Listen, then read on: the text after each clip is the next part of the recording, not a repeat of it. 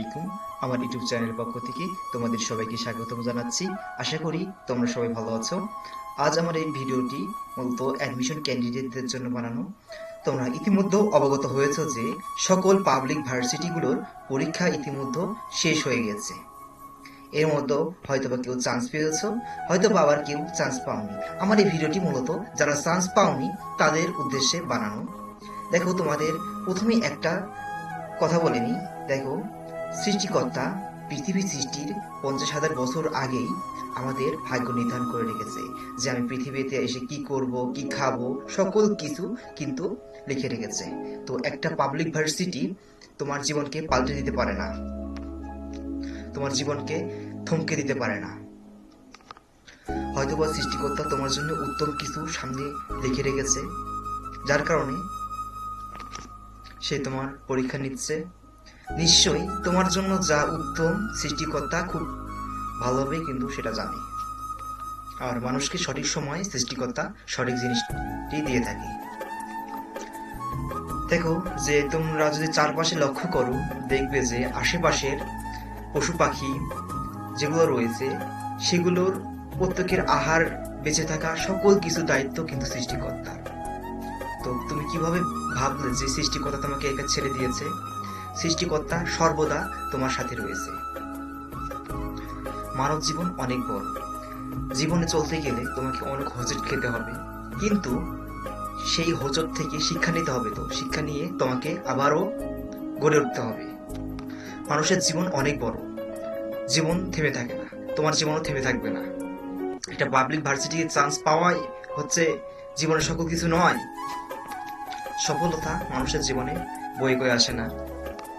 তুমি প্রথমবার পাবলিক ভার্সিটিতে চান্স পাওনি, তুমি আবার চেষ্টা করো, দ্বিতীয়বার তো পেতেও পারো। তুমি যদি সেই লেভেল পরিশ্রম করো, সেই লেভেল এফোর্ট দাও, তাহলে সৃষ্টিকর্তা তো তোমার প্রতি সদয় হবেই।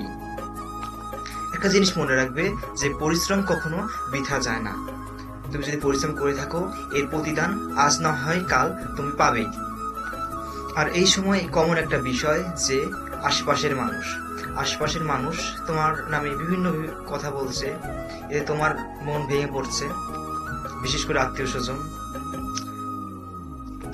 অনেক ক্ষেত্রে দেখা যায় যে মা বাবাও তাদের সন্তানদের প্রতি অতটা কেয়ার করে না, জাস্ট একটা পাবলিক ভার্সিটিতে চান্স না পাওয়ার কারণে। তো একটা জিনিস মনে রাখবে যে তুমি যদি না খেয়ে থাকো, তাহলে কেউ কিন্তু তোমাকে এক প্লেট ভাত দেবে না। তো মানুষের কথায় তোমার কিছু যায় আসে না। তুমি যদি সেকেন্ড টাইম প্রিপারেশন নিতে চাও, তাহলে আবার নতুন করে শুরু করো। তুমি চান্স পাওনি সেই বলে এখানেই সবকিছু শেষ হয়ে যায়নি। নতুন করে তুমি নিজেকে রিস্টার্ট করো।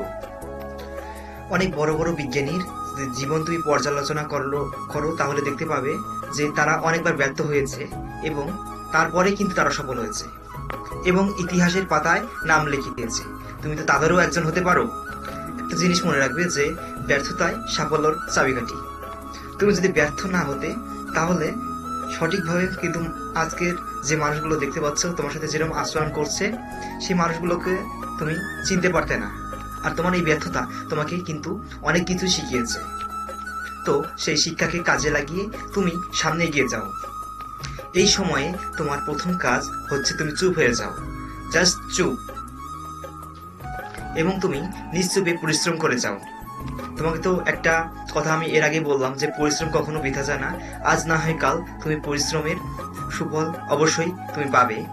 আর সৃষ্টিকর্তার উপর সর্বদা বিশ্বাস রাখবে, তার কাছে চাইবে। একটা জিনিস তোমরা খেয়াল রাখবে যে সৃষ্টিকর্তাই কিন্তু মানুষের ভাগ্যের নিয়ন্ত্রক। তো প্রার্থনা শুধু তার কাছেই করবে, তার কাছেই চাইবে, তিনি সর্বদাই তোমার সাথে আছেন। আর এই সময় হতাশা একটি স্বাভাবিক বিষয়, হতাশা তোমার মাঝে আসবেই। তাই বলে তোমাকে থেমে গেলে চলবে না, তোমাকে পূর্ণদমে এগিয়ে যেতে হবে। তোমাকে দেখিয়ে দিতে হবে যে তুমিও পারো। দেখো ভাইয়া, মানুষ চাইলে জীবনে কি না পারে। মানুষ কিন্তু চাঁদেও গিয়েছে, বিশ্ব জয়ও করেছে।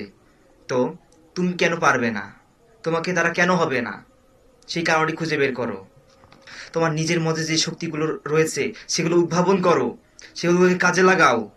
সকল দুশ্চিন্তা, সকল ডিপ্রেশনকে পিছিয়ে রেখে তুমি এগিয়ে যাও। পেছনে যা হয়েছে হয়েছে, পেছনে শিকাকে নিয়ে সামনে এগিয়ে যাও। সামনে ভালো কিছুই হবে, ভালো কিছুই তোমার জন্য অপেক্ষা করছে। তুমি একবার ব্যর্থ হয়েছে বলে সকল কিছু চেষ্টা ছেড়ে দিলে, গা এড়িয়ে দিলে, তাহলে কিন্তু হবে না ভাইয়া। জীবন মানেই যুদ্ধ, তোমাকে যুদ্ধ করে যেতে হবে। তো বন্ধুরা, যারা সামনে সেকেন্ড টাইম দিতে যাচ্ছ, তারা আজকে থেকেই পরিশ্রম করা শুরু করো। বাহিরের সকল মানুষের কথা তোমার মাথায় গায়ে লাগাবে না, বাহিরের কারো কথাই তোমার গায়ে লাগানোর দরকার নেই। তুমি একটা কি জিনিসই লক্ষ্য রাখবে, যে তোমার সৃষ্টিকর্তা এবং তোমার বাবা মা ছাড়া তোমার দুনিয়াতে আর কেউ নেই।